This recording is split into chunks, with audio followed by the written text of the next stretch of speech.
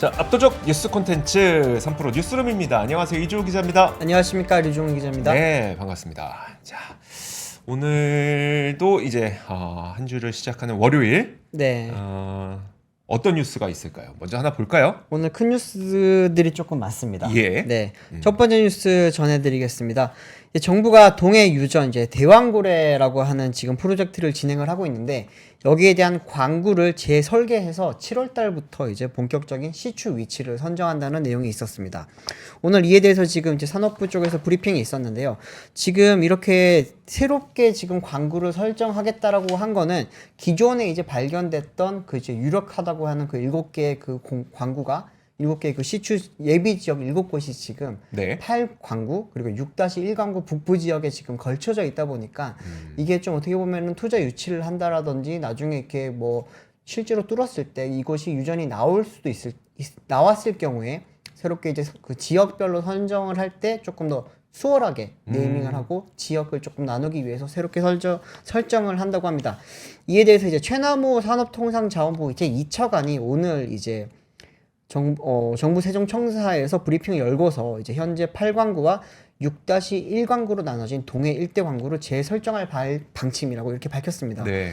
지금 지금 보시면은 표 하나, 그 그래픽 하나 띄워주십시오. 이게 정부에서 발표했던 그 광구의 모습인데, 현재 동해 심해에 있는 유전 후보 지역 자체가 8광구와 6-1광구 북부, 그리고 6-1광구 중동부 이렇게 세 구역으로 지금 나눠져 있습니다.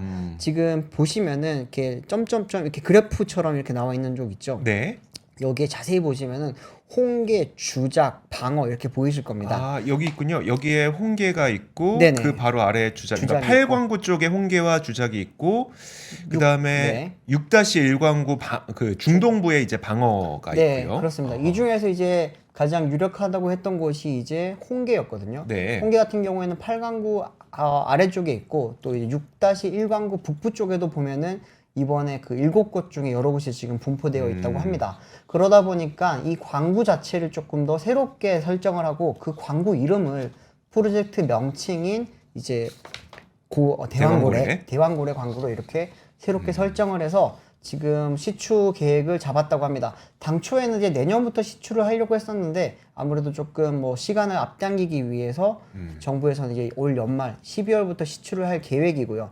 그러면은 어디를 처음부터 뚫을 것인가에 대한 그 시추 지역 자체를 다음 달까지 7월까지 설정을 해서 이제 연말부터 본격적인 시추에 들어갈 계획이라고 합니다. 근데 지금 시추를 하겠다고 지금 어쨌든 정부는 밀어붙인다는 그런 방침인데, 여기에 대해서 여러 가지 지금 아직까지도 설왕설래가 많이 나오고 있습니다. 그러니까요. 특히나 이제 하나의 시추를 뚫기 위해서는 약 1,000억 원 정도의 비용이 발생을 한다고 합니다.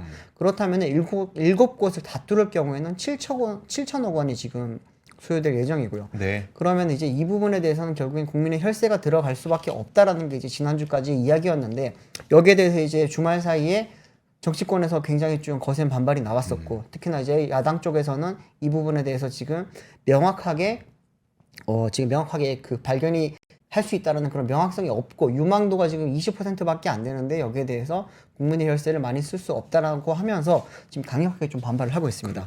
그러다 보니까 이제 정부 쪽에서는 오늘 나왔던 이야기가 뭐냐 하면은 해외 투자 유치도 지금 염두에 두고 있다라고 이야기를 했습니다. 보시면 이제 최 차관이 오늘 이야기를 하면서 이제 개발 비용 절감 및 위험 요인 완화 차원에서 해외 투자 유치를 적극적으로 검토하겠다면서 재설정된 광구별로 단계적 투자 유치를 추진하되, 광구별로 외국인 지분 참여 여부와 참여 수준을 차별화할 방침이라고 이렇게 밝혔습니다. 또 이제 복수기업이 동해 심해 가스전 사업에 지금 참여에 관심을 갖고 있다면서, 이제 성공했을 때 큰 수익만 생각할 수는 없고 탐사 시추 전문 분야의 메이저 기업도 있어서 어떻게 잘 활용해야 될지 검토해야 된다라고 이야기를 했습니다. 근데 이 부분에 대해서 제가 좀 추가적으로 좀 네. 업계 전문가들한테 취재를 해봤는데, 이게 이 부분에 대한 지금 논란이 또 나오고 있습니다. 왜냐하면은 이게 처음에 이 프로젝트를 알리지 못한다고 했을 때는 그 보안성 때문에 알리지 못한다고 했었거든요. 여러 군데 이거를 뭐 검토를 할 수도 없고. 그때 질문이 그거였었잖아요. 그럼 왜 액트지우 한 군데만 그렇죠. 의뢰를 맡겼냐? 여러 그 평가 기업들한테 맡기고 그쪽에서 가장 이제 그 괜찮은 네. 기업을 선택했었어야 되지 않느냐라고 했더니 액트지오 한 기업만을 선택했던 이유는 이게 너무 여러 기업에게 의뢰를 하게 되면은 관련된 비밀 사항이라든지 보안 사항들이 좀 유출될 여부가 있기 그렇죠. 때문에 네. 그 위험 때문에 액트지오 하나만 선택을 했다라고 맞습니다. 사실 밝혔었는데 네. 그런데 지금 이렇게 되면 해외 투자 유치를 하게 될 경우에는 뭐 시추를 한다든지 광고를 설정을 해서 거기를 탐사를 다시 뭐 가본다든지 할 때는 결국에는 보안이 다시 셀 수밖에 없을 텐데 네. 그 부분은 어떻게 할 거냐라는 이야기도 있고요. 또 약간 하나는 그러니까 네. 비판의 핵심은 왜 앞뒤가 다르냐네요. 그렇죠. 아. 네, 그렇습니다. 또 하나는 이제 결국에는 이게 우리가 산유국이 될 경우에는 이 부분이 국가의 자원적인 어떻게 보면 패권을 가질 수 있는 그런 상황인데 이 부분에 대한 국가의 어떻게 보면은 자원을 해외에 사 기업과 나누는 게 맞느냐라고 하는 지금 그런 비판도 조금 나오고 있습니다. 그렇기 때문에 뭐 정부에서는 어쨌든 이 부분을 조금 시추를 하기 위해서는 네. 비용이 필요하다 보니까 그 부분에 대해서 해외에서부터 조금 조달을 하고 또 위험을 분산시키겠다라는 그런 방침이긴 하지만 앞과 뒤가 조금 이야기가 다르다는 그런 부분 또 하나는 이제 그 국가적인 자원 그리고 국가에 어떻게 보면은 자산일 수 있는 부분이 조금 뭐 유출된다든지 아니면은 뭐 그쪽에 해외에 분산을 시키는 게 맞느냐라고 하는 그런 비판도 계속 나오고 있습니다. 이게 지금 급시우님께서 해외 기업들하고 하면 지분 협상에 있어서 불리해져 이렇게 말씀하시는데 네. 그게 이런 것 때문에 너무나도 이제 애매해지는 거잖아요. 그렇습니다. 그러니까 예를 들어서 그러면 구멍 하나를 파는데 1,000억 원 드는 거를 그냥 다 국민의 돈으로 할 거냐라고 네네. 했더니 그거 뭐 가능성 얼마나 있는지 알고 이걸 1,000억 원이라는 국민의 혈세를 드리냐? 그래서 그러면 국민의 돈만 쓸 수 없으니 그럼 해외 지분 투자도 한번 염두해 볼까요? 그랬더니 그러면 나중에 발견되면 또 지분 네. 때문에 우리의 그 자원이 해외 기업의 소유가 되는 거 아니야? 일정 그렇죠. 부분이. 네. 그러니까 이게 어떻게 해도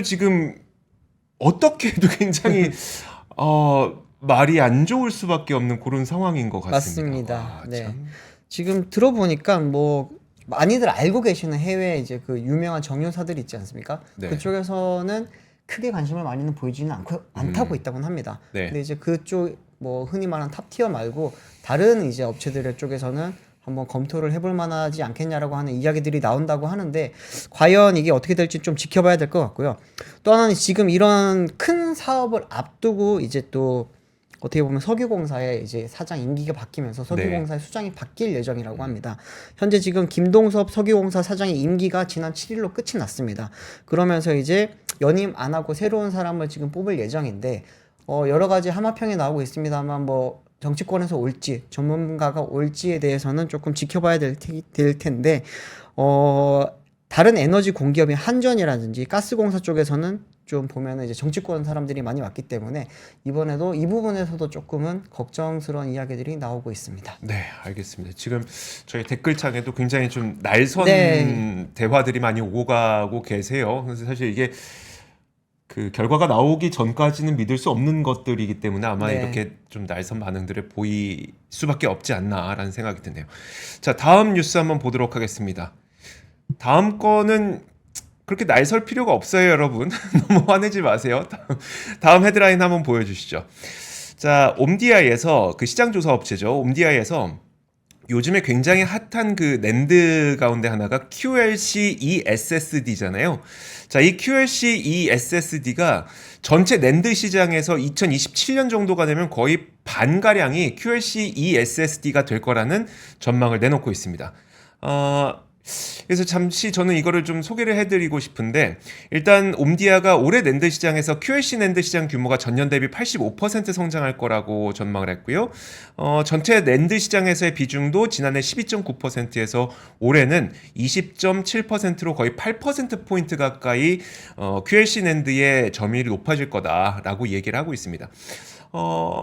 다들 아시겠지만 이제 QLC 낸드를 잘 만들 수 있는 기업은 삼성전자와 SK 하이닉스밖에 없습니다.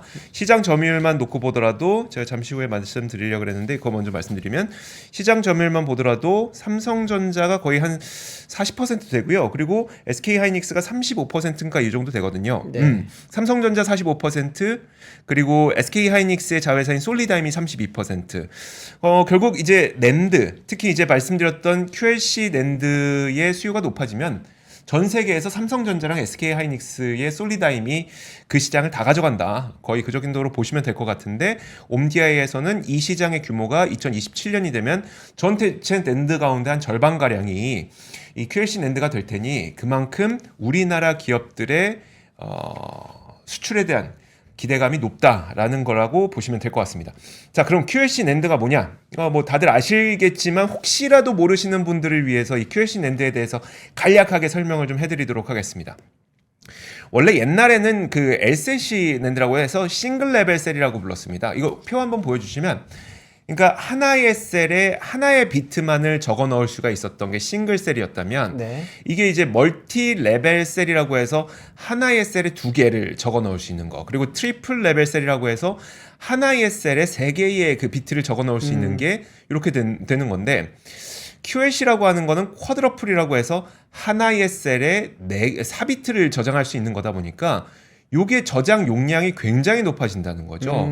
SSD 가운데 이 네 개가 모두 다 SSD입니다. 근데 이 모든 SSD 가운데 가장 저장 용량이 높고, 그리고 그냥 단순히 저장 용량이 높을 뿐만 아니라 이게 하나의 그 면적에, 그러니까 같은 면적의 반도체 웨이퍼에도 두세 배 가량의 용량을 담을 수 있다 보니까 원가도 줄어들고요. 네. 그리고 이게 소비 전력도 줄어들 수 있는 그런 장점이 있습니다. 왜냐하면 단위 면적당 더 많은 정보를 기억하기 때문에 소비 전력을 줄일 수 있는 장점이 있다는 거죠. 이런 식으로 이 그 QLC SSD가 참 좋은 거였었는데 네. 문제는 가격이었었거든요. 예전에 HDD, 우리가 HDD와의 가격 격차가 상당히 컸습니다. 그래서 2015년까지만 하더라도 HDD보다 이 서버용 SSD가 거의 20배 가량 비쌌는데 올해 들어 이 가격 차가 거의 10배 가량 축소가 됐기 때문에, 그러면 축소가 됐기 때문에 이 SSD를 사용하기가 상당히 좋아진 거죠. 게다가 작년에 여러분들 기억해 보시면 낸드가 워낙 안 팔렸잖아요. 네네. 그래서 가격이 지속적으로 하락을 했습니다. 그것 역시 이 QLC SSD를 좀 저렴하게 살 수 있는 기회가 됐기 때문에 QLC SSD에 대한 기대감이 상당히 크다는 이야기가 나오고 있는 겁니다.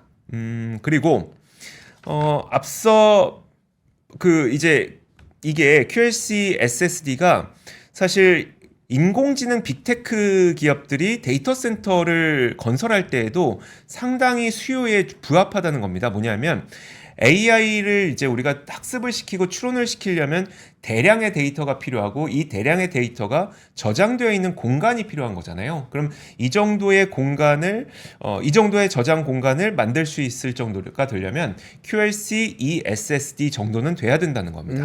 그러다 보니까 이게 마치 HBM처럼 네. 너무 섣부른 설레발일 수도 있는데 HBM처럼 QLC SSD도 그 정도의 수요가 생기지 않겠느냐라는 기대가 있다. 네. 분명히 말씀드립니다. 기대가 있다. 그 정도다라는 이야기를 좀 들리도록 하겠습니다. 다만 이게 또 이런 측면이 있는데, 사실 SK 하이닉스의 자회사인 솔리다임에서 이 SSD를 거의 전 세계 시장 점유율 32%를 차지하고 있다고 했잖아요. 네. 하지만 이 솔리다임은 기사에도 많이 나오지만 SK 하이닉스의 상당히 아픈 손가락으로 꼽히고 그렇죠. 있습니다. 네. 왜냐하면 2020년 10월에 인텔의 낸드 플래시 사업부를 인수하면서 이 기업을 갖게 된 건데, 사실 2022년 정말 힘든 시기였죠. 그리고 솔리다임 인수에 들어간 돈이 지금 1차 인수대금 거의 9조 4천억 원. 그리고 SK 하이닉스가 운영 자금으로 8조 8천억 원 대여했거든요. 네. 그러면은 이 돈 다 이제 본전까지 가려면은 꽤 오랜 시간이 걸릴 수도 있기 때문에 네. 당장은 아니더라도 어쨌든 그 이쪽의 방향성은 좀 분명하지 않겠느냐라는 이야기가 좀 나오고 있습니다. 참, 네. 요즘 하이닉스는 좋은 소식들이 좀 많이 들리는 것 같네요. 네. 사실 저는 이 얘기 드리는 이유가 삼성전자와 관련돼서 네. 결국 우리가 삼성전자의 주가를 결정짓는 거, 그러니까 주식의 가격을 결정짓는 거는 분명히 HBM 프리미엄은 맞긴 맞습니다만, 그렇죠. 네. 결국 그 실적을 본격적으로 회복시키는 거는 낸드랑 디램 아니겠습니까? 그렇죠. 맞아요. 그러면 이제 그 낸드랑 디램 가운데 이 낸드, 특히 SSD 낸드 이 부분에서 굉장히 큰 수요가 높아질 가능성이 있다는 거는 HBM 프리미엄은 못 받는다고 하더라도 결국은 이제 실적 회복세는 좀 꽤 가파르게 나올 수 있다라는 측면에서 이야기를 전해드렸습니다. 네, 알겠습니다. 다음 소식은 제가 전달드리겠습니다. 요즘 미 대선이 이제 네. 한 5개월 정도 앞으로 왔잖아요. 네. 그러면서 이제 트럼프 전 대통령과 이제 바이든 현 대통령 간의 지지율 이야기가 많이 나옵니다. 요즘 최근에 이제 CBS와 유고부라는 곳에서 지금 조사한 바에 따르면은 전국적으로는 지금 이제 어쨌든 트럼프가 조금 앞서는 걸로 50대 49. 경합주에서는 이제 바이든이 50대 49로 조금 앞서는 걸로 나왔는데 하나 좀 띄워주시면 좋겠습니다. 이제 뭐 제가 바이든과 트럼프 지지율 말씀을 드리는 거는 미 대선 이야기를 하자는 건 아니고요. 오늘 산업연구원에서 이제 트럼프가 재집권할 경우에 한국 자동차들이 미국에 수출할 때 추가 관세를 부과받을 우려가 있다라고 하는 보고서가 나왔습니다. 네. 그러다 보니까 이제 어쨌든 저희가 우리나라 산업에서 자동차가 차지하는 비중이 굉장히 높다 보니까 이제 미 대선을 지금 안 볼 수가 없는 상황이죠, 사실은. 그러면서 오늘 이제 내용 자체를 조금 살펴보시면은 이제 지난해 한국 자동차 수출에서 미국이 차지하는 비중이 42.9%를 나왔다고 하고요. 그 중에서 이제 완성차 수출에서 미국 의존도가 45.4였고 전기차 수출은 미국의 비중이 35%였다고 합니다. 그만큼 이제 미국에서 우리가 지금 차지하는 비중이 높은데 만약에 바이든이 됐을 때와 그리고 이제 혹은 트럼프가 됐을 때 우리 자동차 산업은 어떤 준비를 해야 되는지에 대해서 굉장히 많이 관심들이 있잖아요. 네. 이 부분을 정리한 게 있어서 일단은 가져와 봤습니다. 표를 한번 좀 띄워주시면 좋겠는데 만약 바이든이 재집권을 할 경우에는 수출입은 현행을 유지를 할 수 있게 해도 된다고 지금 전망을 하고 있습니다. 또 이제 국내외 투자 같은 경우에는 미국 내 생산 설비 투자를 지속을 하고 이제 공급망 부분에서는 중국 견제에 따른 국내 완성차 및 부품의 역할이 강화될 것이라고 봤습니다. 또 친환경 정책적으로는 전기차 중심의 미국 시장 판매가 증가할 거라고 했기 때문에 전체적으로 보면은 현재보다 크게 달라지는 게 없다고 볼 수 있습니다. 네. 하지만 이제 공화당 트럼프 집권이 만약에 될 경우에는 수출입은 추가 관세 부여에 따른 수출 감소가 우려된다라고 이야기를 했습니다. 많이들 아시겠지만 트럼프 같은 경우에는 자국 우선주의가 굉장히 강한 그런 대통령이다 보니까 분명히 자국의 자동차 산업을 키우기 위해서 뭔가 조치를 취할 가능성이 높다고 봤던 거고요. 친환경 정책적인 측면에서도 내연기관 자동차라든지 하이브리드 자동차의 판매를 강화를 하고 전기차 투자는 수익성이 많이 악화될 거다라고 하는 이야기가 많이 나왔습니다. 이거 같은 경우에는 많이들 아시겠지만 IRA 보조금리랑도 지금 굉장히 많이 좀 연결이 될 수 있는데 트럼프 대통령 후보가 지금 계속 이야기를 하는 게 본인이 집권을 하게 되면은 IRA를 전면 폐지하겠다라고 하는 이야기를 지금 공공연히 여러 번 이야기를 하고 있습니다. 그러니까요. 이게 뭐 많이들 전문가들은 분명히 그게 쉽지 않을 것이다라고 하지만 기후 협약도 탈퇴한 대통령이지 않습니까? 네. 그렇기 때문에 이 부분은 얼마든지 뒤집을 수 있기 때문에 IRA를 전면적으로 철폐를 하게 되면 보조금이 사라지면서 어떻게 보면 지금까지 우리나라는 보조금을 못 받았기 때문에 유리해지는 게 아니냐라고 할 수 있는데 이게 2차 전지 산업에는 바로 직격탄을 날리게 됩니다. 그렇죠. 지금 현재 삼성 SDI라든지 LG 엔솔 그리고 이제 SK온 같은 경우에는 미국에 공장을 지어서 거기서 배터리를 생산을 하면서 AMPC라고 하는 지금 지원금을 받고 있습니다. 근데 이런 게 지금 국내 자동차 국내 자동차 브랜드의 전기차 그리고 이제 미국 자동차 브랜드의 전기차에 지금 배터리를 공급을 하면서 여러 지금 지원금을 받고 있는데 이 부분에 대해서 지금 우리가 2차 전지 업체들이 많이 타격을 받을 수가 있게 되고요. 또 하나는 이제 뿐만이 아니라 우리나라 업체들이 지금 AMPC라든지 또 이제 또 다른 뭐 보조금을 기대를 하고 지금 미국에다가 엄청나게 지금 공장을 짓고 있지 않습니까? 네. 그런 부분에 따른 지금 우려들이 결국 현실화될 수 있을 거라고 하는 이야기가 나오는 건데 그렇다면은 이게 지금 어떤 상황인지를 조금 살펴보시면은 아까도 잠깐 말씀드렸지만 표 하나 띄워주십시오. 네. 전기차가 지금 매년 56.2%의 평균 이제 상승률을 지금 보여주고 있습니다. 수출 산업에서요. 그 중에서 미국 시장에서 연간 88%의 연평균 성장률을 기록을 했습니다. 완성차 자체적으로 지금 19.7% 성장을 한 거랑 비교를 하면은 전기차의 성장률이 4배 정도 높은 거고요. 또 하나는 이제 우리나라 자동차 산업 자체에서도 지금 보시면은 미국이 차지하는 비중이 굉장히 높습니다. 이게 보시면 이제 결국에는 우리나라가 현재로서는 미국이 가장 큰 시장이 됐고 미국에서 이제 만약에 그런 추가적인 조치가 나오게 되면 우리가 얼마나 큰 타격을 입을지에 대해서는 많이들 지금 이제 추측을 하실 수가 있고요. 지금 자동차 산업 전체적으로 이야기를 하지만 결국엔 대표적인 기업은 현대기아차입니다. 네. 현대기아차가 이제 해외에서 생산하는 양이 지금 2019년도 때는 388만 대 중에서 해외에서 지금 미국에서 61만 대를 생산을 했습니다. 그러다가 이제 작년도 한번 보시면은 전 세계적으로 368만 대를 생산을 했는데 이 중 73만 대를 미국에서 생산을 했습니다.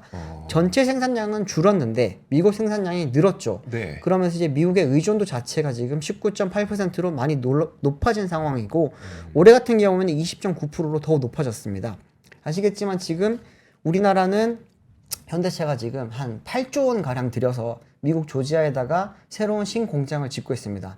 여기 지금 잘 보시면은 여기 별표 작은 지도에 보면 별표 쳐 있는 데 있죠. 미국 조지아주에 짓고 있는 HMGMA라고 하는 곳인데 이곳에서 이제 전기차를 연간 30만 대 생산을 하기 위한 이제 신규 공장을 짓고 있고요. 여기에 지금 55억 달러 하나로 치면 한 8조 원 정도 지금 넣고 있는데 밑에 사진 보시면 이미 삽을 뜬 게 2년 정도 지났습니다.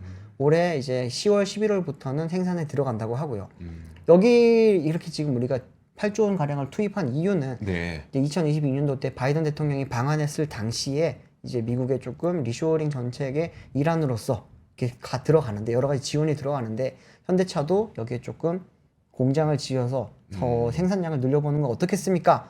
라고 해서 이제 그때 생산을 하기로 했죠.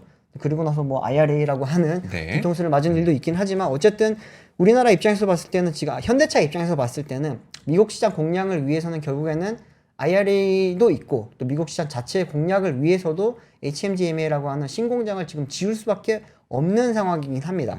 근데 이런 걸 이제 많이 투입을 해놨는데 네. 예를 들어서 트럼프 대통령이 됐을 경우에는 추가 관세뿐만이 아니라 전기차에 대해서 지금 많은 그런 혜택이라든지 그런 걸 많이 줄인다고 하잖아요.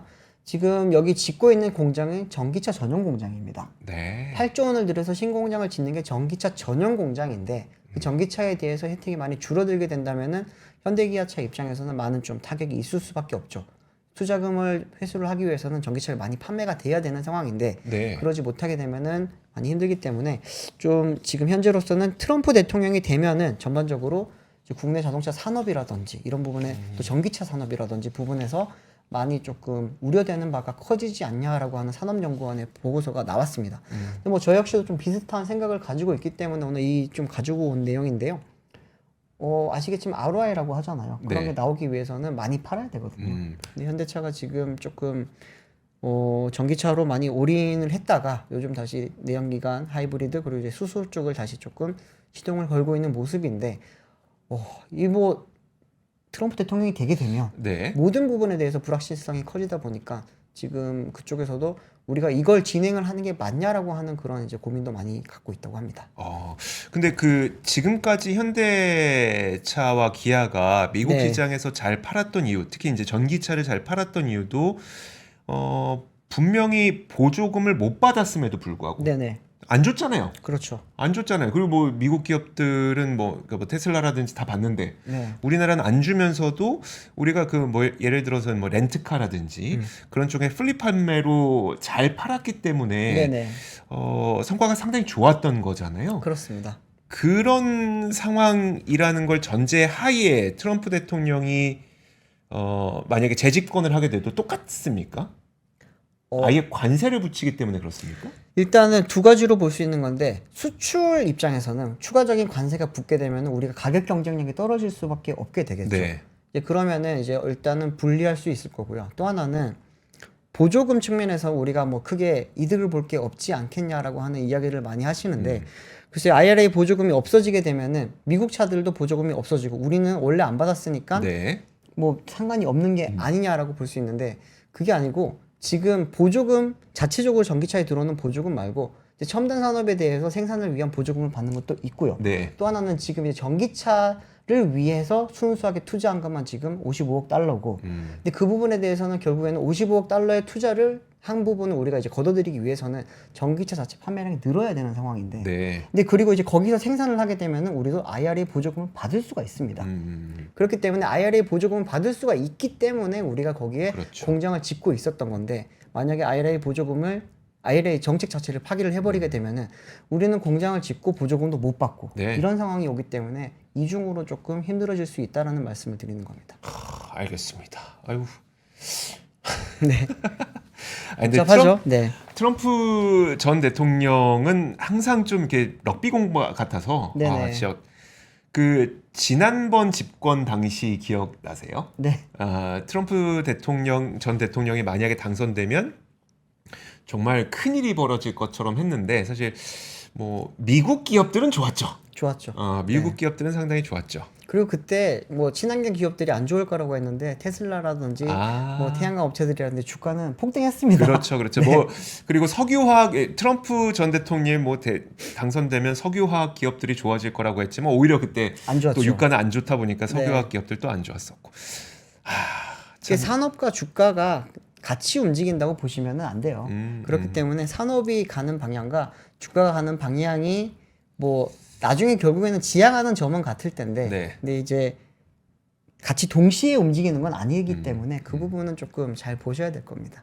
그러니까요. 근데 분명한 거는 트럼프 전 대통령은 관세 전쟁은 꼭 피워왔으니까. 네, 근데 확실히 관세가 붙으면 제품 가격이 올라가는 건 너무나, 그러니까 미국 현지에서 제품 가격이 올라가는 건 너무나 당연하고요. 네네. 그러면 수출하는 입장에서는 가격 경쟁력이 떨어지는 것도 어떻게 보면 예상 가능한 또 시나리오이기도 하니까요. 네. 우리가 대응을 좀 잘해야 되는데 아직 불확실성이 너무 많습니다. 아우 참. 자, 좋습니다. 다음 뉴스 한번 전해드리도록 하겠습니다. 자, 오늘 밤 무슨 일이 벌어지는지 아시죠? 오늘 밤 오늘 밤 무슨 일이 벌어지나요? 굉장한 그 컨퍼런스가 열리게 됩니다. 애플의 개발자 회의 WWDC가 오늘 밤부터 열리게 됩니다. 네. 자, 6월 10일부터 14일까지 이 행사가 개최가 될 텐데 그러다 보니까 이 WWDC에서 과연 어떤 이야기가 나올 것이냐가 굉장히 큰 관심을 갖고 있습니다. 우리 그런 거 많이 얘기하잖아요.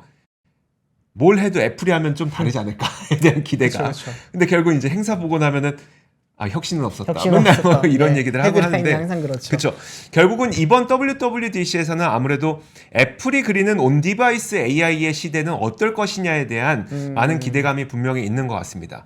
왜냐하면 지난번 그 아이패드를 공개할 때에도 온디바이스 AI가 실현할 수는 있을 정도의 어떤 그 반도체 디자인 패키징을 이번에 공개를 했었잖아요. 네. 그러다 보니까 결국은 온디바이스 AI를 이번 WWDC에서 공개할 것이라는 기대감이 컸었던 건데 사실 무슨 이야기가 나올지는 공개돼봐야 압니다만 그 애플 소식에 정통한 거밍치 애널리스트 있잖아요. 네. 거밍치 애널리스트가 지난 밤 사이에 그 WWDC와 관련돼 많이 나왔던 질문들을 정리를 해줬습니다.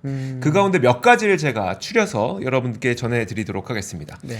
가장 첫 번째가 뭐였었냐면 AI 서비스가 출시되면 애플의 하드웨어 제품 잘 팔리겠습니까? 에 대한 질문이었어요. 네네. 그러니까 WWDC에서 AI 서비스들과 그 관련된 내용들이 많이 공개가 될 텐데 그러면 아이폰 16 잘 팔릴까요?에 대한 질문이었었죠. 네. 하지만 여기에서 거밍치는 어떻게 얘기했냐면 AI 서비스가 독특하고 지속 가능한 경쟁 우위를 가져야 잘 팔릴 거다. 그러니까 분명히 독특한 AI 서비스가 공개될 가능성도 있겠죠. 네네. 막 신기한 거 나오고 뭐 이거 해준대. 근데 이게 지속 가능하게 사용자들이 계속 사용할 수 있어야만 네. 아이폰의 판매량 증대로 이어질 거다라고 얘기를 했고요. 그러면서 예를 들었던 게 뭐였었냐면 예컨대 그 챗 GPT의 맥 OS, 그러니까 맥은 애플의 그 데스크톱이죠. 네. 맥 OS 데스크톱 버전 챗 GPT가 출시됐지만 이게 사실 애플 건 사용해야만 되는 건 아니다. 고유하지 않다. 독특하지 않다. 그리고 또 윈도우에서 사용했던 것과 비슷하기 때문에 이것 자체가 맥 OS를 탑재한 애플의 데스크탑의 판매량 증대로 이어지지 않았다. 결국 아이폰도 마찬가지일 거다. 이렇게 얘기를 하고 있고요. 네. 이거는 iOS 18에 AI 기능이 탑재가 된다고 하더라도 똑같을 거다라고 얘기를 했습니다. 그러면서 최근 그 거밍치는 워낙 이제 애플 폭스콘에 그 부품을 납품하는 외주 업체들을 계속 조사를 하는 거잖아요. 그렇죠. 그 조사를 해보니까 2024년 하반기 아이폰 16 출하량은 전년 동기 대비 약 5% 감소할 것으로 나타났다라고 얘기를 했습니다. 그러니까 아이폰 15보다 2024년 하반기에 출시될 아이폰 16은 출하량이 오히려 감소할 것으로 전망이 되고 있다는 이야기를 하고 있는 거고요. 그러면 애플은 과연 어떤 식의 인공지능 서비스를 출시할 걸로 전망하시나요? 라고 물어봤더니 일단 시리의 경험이 대폭 향상될 것 같다. 네. 시리한테 물어보면 잘 못 알아들었습니다가 저는 제일 많았거든요. 그쵸. 그렇지 않았습니까? 네. 근데 시리의 경험이 대폭 향상될 것 같다라는 이야기가 있었고요. AI로 애플리케이션이 대폭 강화될 것 같다라는 이야기를 했습니다. 그리고 웹 검색 서비스 향상을 위해 챗 GPT와 같이 챗봇이 통합될 것 같다라는 이야기가 있었는데 결국 이것도 마찬가지입니다. 인공지능으로 애플리케이션이 강화되겠지만 결국은 이거는 이제 그러면 애플리케이션 단에서 어떤 그 서비스를 제공할 것이냐이기 때문에 네. 그럼 그 애플리케이션을 우리가 꼭 애플 하드웨어에서만 사용해야 되냐? 아니면 그 윈도우즈 OS에서 우리가 사용할 수 있느냐? 이런 것들 사실 윈도우즈 OS에서 사용하는 것과 네. 애플 OS에서 사용하는 그 애플리케이션이 동일한 경험을 준다면 네. 애플 OS를 굳이 사용할 필요가 없기 때문에 그쵸. 이 자체만으로 아이폰의 판매량을 높일 수는 없겠죠. 음. 그 이야기를 또 하게 되는 거고요. 여기에 대해서 그 오픈 AI 등과의 협력이 그러면 애플의 경쟁 우위를 강화할 수 있습니까? 요거 굉장히 중요할 것 같습니다. 이 질문이 되게 중요할 것 같은데 왜냐하면 최근에 애플이 아이폰과 오픈 AI를 적용하기로 했잖아요. 그럼 이것 때문에 애플의 사용자가 늘어날 거냐 이건데 네. 사실 여기에서 굉장히 핵심적인 이야기 하나를 했습니다. 특정 시장에서는 사용 불가능할 수 있다는 점도 고려해야 된다. 여기서 말하는 특정 시장이라고 하는 거는 중국이고 네. 중국의 오픈 AI의 챗 GPT를 사용 못 하잖아요. 그렇죠. 그럼 중국 시장에서 이번에 공개될 그러니까 애플의 WWDC에서 공개될 AI와 관련된 서비스를 중국의 아이폰 유저들이 사용할 수 있느냐는 겁니다. 그럼 못 쓰지 않을까요? 못 쓰죠. 오픈 AI랑 같이 협력을 하니까. 그렇죠. 못 쓰죠. 그렇다면 이게 정말 전 세계적인 아이폰 판매량을 늘려줄 수 있느냐, 특히 네. 이제 중국 시장에서의 아이폰 판매량을 늘려줄 수 있느냐에 있어서 네. 조금 지켜봐야 된다는 거죠. 그래서 결국 했던 얘기가 만약에 애플리케이션 단에서 출시되는 인공지능 서비스라면 네. 이건 결국은 다른 경쟁사에서도 쉽게 모방이 될 거다라는 이야기를 하고 있습니다. 결국 애플은 자체적인 대규모 언어 모델을 개발하고 있습니까에 대한 질문이 있었는데 네. 개발하고 있지만 이번에 발표되진 못할 거다라고 얘기를 했습니다. 특히 이제 아이폰 16에 탑재가 될 것 그러니까 같지는 않다고 얘기를 했는데 그 이유가 아이폰 16에는 8기가 D램이 탑재될 텐데 이 8기가 D램 정도면 온 디바이스 AI로 사용하기에는 좀 제약적이다. 그렇기 때문에 애플이 LLM 자신들만의 이 라지 랭귀지 모델을 개발하고 있지만 이번에 발표되진 못할 것이고 네. 아이폰 16에 탑재되기는 좀 어려울 것이다 라는 이야기를 이런 식으로 했습니다. 만약에 오늘 밤이죠. 오늘 밤 네. 발표를 할 때 뭐 기존에 이야기가 나왔던 뭐 바이두라든지 알리바바라든지 그런 중국의 또 IT 기업과의 협업에 대한 그런 뭐 소문들이 많았는데 네. 그런 이야기가 나온다면 네. 재밌을 것 같은데 그러니까요. 네, 어떨지 좀 지켜보고 싶네요. 네, 오늘 밤에. 근데 또 엔비디아의 네. 고성능 반도체에 대해서는 수출 제한이 계속 있어갖고 그렇죠. 이것도 근데 또 굉장히 그 나라 안에서는 또 그 나라가 만든 제가 말한 그 나라는 중국이죠. 중국 그렇죠. 같은 경우는 자체적으로 지금 AI 개발을 많이 하고 있다 보니까 현지화가 굉장히 또 잘 돼 있다고 하더라고요. 지금 네. 최근에 뭐 중국을 다녀오신 분들 이야기를 들어보면은 그 나라에 맞는 AI는 또 그 나라 제일 잘하더라라고 말씀들을 많이 들어서 그 부분에 대한 협력이 조금 공개가 될 수 있다면은 그러니까요. 조금 기대를 할 수도 있을 텐데 현재까지 나온 걸로는 좀 그렇지 않은가 봐요. 뭐 고맹치는 워낙 또 애플의 또 전문가 중에 전문가다 보니까 네. 조금은 암울한 그러니까요. 좀 그런 예상이 드는데 사실 우리가 이제 애플과 그 앞서 말씀해 주셨던 애플과 그 중국의 플랫폼 기업들이 뭔가 협업을 하기로 했다는 뉴스가 사실 나오진 않았던 그렇죠. 걸로 저는 기억하거든요. 네. 그러다 보니까 그런 게 아닐까 싶긴 합니다. 네. 뭔가 반전이 있으면 좋겠습니다. 그러니까요. 반전이 있으면 제가 사실 이 내용을 전해드린 이유는 뭐냐면 네. 어쨌든 이제 애플 아이폰이 잘 팔려야 우리나라의 부품 기업이 또 그 돈을 그렇죠. 벌게 되는 거고 네. 우리나라의 디스플레이 기업이 돈을 벌게 되는 거니까. 카메라도 있고 많죠. 그러니까요. 뭐 카메라 모듈이니 디스플레이니 이런 거 다 우리나라에서 가져가는 거 아니겠습니까? 네. 그래서 전해드렸는데 모쪼록 좀 좋은 네. 인공지능 서비스가 공개가 되고 그걸 통해서 아이폰 16을 사고자 하는 사람들이 늘었으면 좋겠다. 네. 저도 아직 11을 쓰고 있거든요. 저도 12 프로 쓰고 있습니다. 그 기다리고 있거든요, 저는. 네, 자 보겠습니다. 다음 뉴스는 네, 다음 뉴스는 제가 준비했습니다. 다음 뉴스는 그 고용노동부에서 이제 5월 말 기준에 고용보험 상시 가입자에 대한 자료가 나왔습니다. 네. 보니까 이제 5월 말 기준으로 1,539만 3천 명으로 전년 동월 대비 24만 명이 늘었다고 나왔습니다. 이 보면은 전년 대비 증가폭은 계속 줄어서 2021년 2월 19만 2천 명 이후 39개월 만에 최소치를 기록을 했다고 합니다. 표 하나 조금 띄워주시면 좋겠는데요. 보시면은 이제 늘어난 폭이 밑에 지금 그 파란색으로 바가 있죠. 240이라고 써 있는 게 네. 이제 전년 동월 대비 24만 명이 늘었다는 거고요. 현재 지금 가입자 수는 1,539만 3천 명이라고 합니다. 근데 이제 이 부분을 말씀드리려고 한 건 아니고요. 이게 지금 50대, 60대 이상을 중심으로 고용보험 가입자가 계속 늘고 있고 또 이제 20대와 40대 가입자의 감소폭이 계속 커지고 있다라고 하는 내용이 있습니다. 이게 보면은 결국에는 20대는 신규 취업자 수가 많이 늘지 못하고 있다는 네. 거고요.